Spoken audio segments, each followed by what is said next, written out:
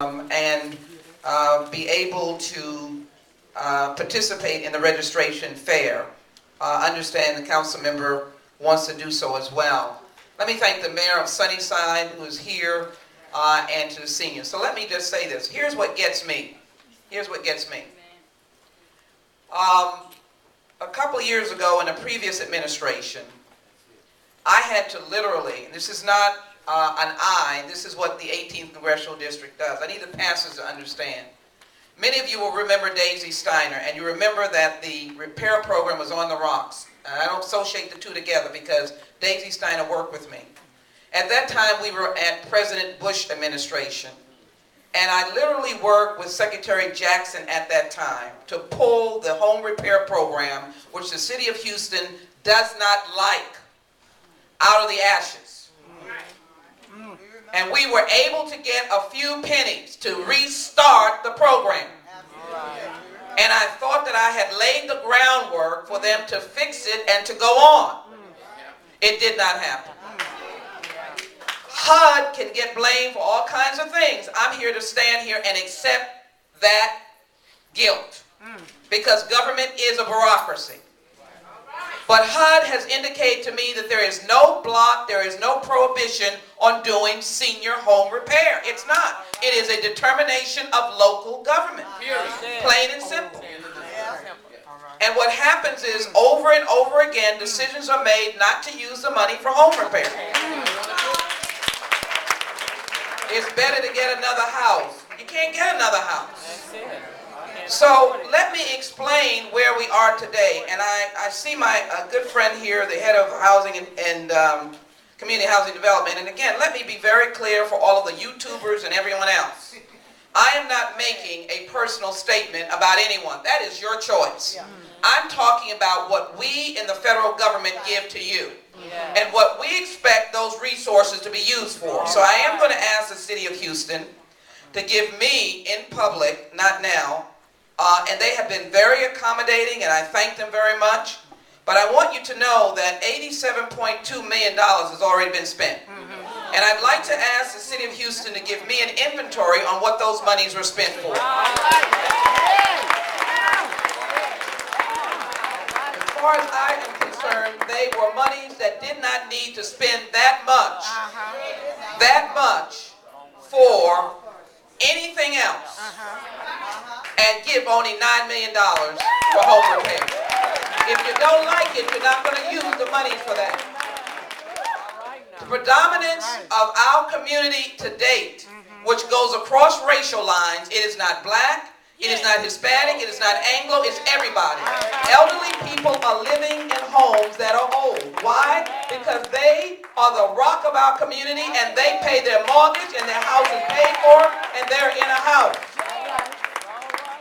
So I'm hoping that this meeting is not a temporary fly-by-night, and I'm not being insulting. I can't do it all. Congressman Green cannot do it all. What I say to my good friend Councilmember Adams, you all do not use your members of Congress in the way you should use them. We cannot be in Washington and down here in your business. You got to be able to call us. We are the ones that deal with us. Congressman Green is on the Financial Services Committee. And the way that I was able to clear up the home repair is I spoke to the Secretary of HUD. He came down here and he reignited this program and we threw it in the toilet bowl again. I am unhappy. So you shouldn't have invited me to this meeting. Because I will take my hits where I have to take them. But we give money time after time after time and it never gets to the people. I'm not here to cast any aspersions. I'm not claiming about any administration. It permeates. And you all sit back and you allow them to happen. And when we come up, you start asking us what we send the federal money here. Right now, we are fighting. Our good friends in Austin are not here. All of the Sylvester Turners and Garnett Coleman's and Ronnie Ellis are up there because the governor took $3.2 billion that President Obama and we sent down here, Congresswoman Sheila Jackson Lee, and put it in a rainy day fund. And that's why your children have no education. So let me just say this. I commit myself, though you did not ask, to join you with a registration fair. And I want to tell you there is a problem with FEMA that has to do with senior citizen housing. We are trying to work on it. The language is, let me just read the language specifically because it's here. If they consider, and we have argued about that, if they consider your house to have deferred maintenance, or they will not, and that was a lot of our homes, okay? Pre-Ike, when we were hit by Rita, that a lot of your homes were in disrepair. That is not the same, and these are Hurricane Ike money, so you still have some of that criteria issue as to whether or not they consider it. But again, my friends, again, if you get a bunch of these houses, you can let my colleague and myself fight about it. If you give us, if the city works with us and say, we'd like to repair Mrs. Jones' home, and they give us a bunch of them, we can try to get reconsideration. We can try to fight it. But we can't do it if there's not a collaboration between local and county and state government. And you have members of Congress who work. We actually work. And we want to help. But if we cannot help, if we do not hear, and this, by the way, goes across the line. And the poor citizens just sit back and take it. And you don't know where the federal money is, and you're asking, where has it gone? Where has it gone? So, again, I don't think it's any reason to tap dance around what the problem is. Part of the problem as well is the Texas Department of Housing. But I want the housing department to know that when we personally call them up, they said it was the city's problem. That they're not getting the work done and they can't give them the money because they're not spending it.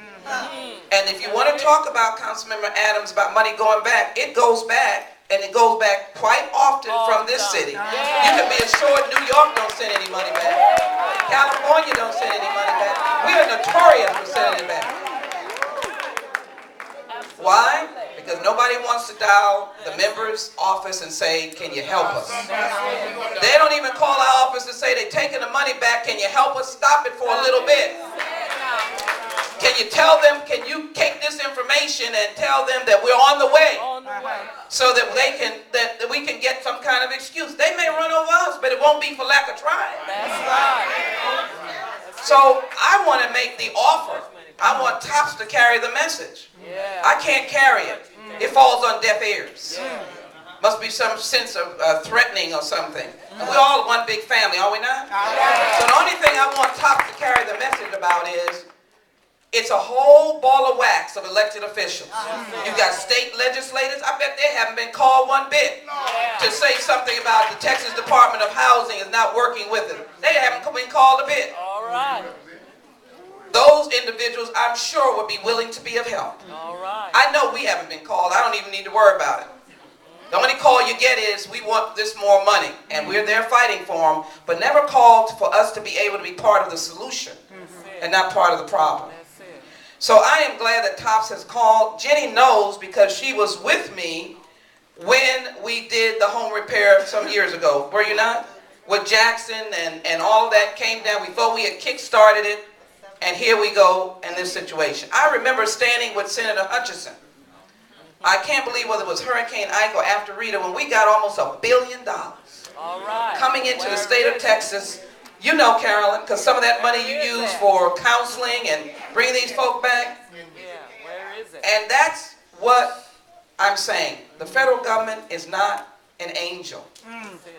But I can tell you the kind of good-spirited feeling I feel under this president, who understands, just like he said a few weeks ago, I was raised by a single mother. And I understand that he understands that when he talks to his departments. Let me say one final thing. Ron Sims came down here at my invitation. The Secretary of HUD came down here at my invitation. They like Houston because of us. And when they come, they see good things. Secretary Sims is willing to come down and provide any kind of training that we might need. Again, HUD is not against senior home repair. It is a determination of our local community to make local decisions. So I stand ready to be of support to you. I stand ready to be of support to our mayor, to our council member, and I'm not pointing her out, I'm just saying the council. I stand ready of being help to pastors. President Miller, you know that hopefully, as you've called, I've tried to be a solution as opposed to a problem. But we have to get one thing in order, is that we have to stop being at odds with different governmental entities. We need to, I frankly believe that it would be productive if you convened a meeting of members of Congress, state legislators whose districts are impacted, and talk about how we can better utilize now more limited funds in the work that you want to do here in the city. Might be a good thing for the county to do as well. Why should I put constituents in a government fight? Well, do I call the council? Do I call the congresswoman? Do I call the state legislator? No. All of us should be working for you together on one page. That is my contribution to today. I just need a sheet here, please, quickly. And I need Tops to be able to thank all of the persons here. Let me just call their names, because I know you all have a clock. So let me just, I want to again thank Pastor Walker and this great church, the Roosevelt Missionary Baptist Church. I want to thank Deborah Walker, board member of TOP. Please, why don't you stand up, because I'm happy to thank all of you all. And y'all got broken hands now. Come on. Deborah Walker. Pastor Walker. Betty Gregory. Betty Gregory. Betty Gregory. All right. Come on, come on, come on. John Hanneberger. All right. Thank you. Well, then I know he's listening to what I'm saying. Would you like us to get on the same page, Mr. Hanneberger? Thank you. Anita Robinson. Let's give Mayor Parker a hand. Councilmember Adams a hand. And I want you to know that this issue is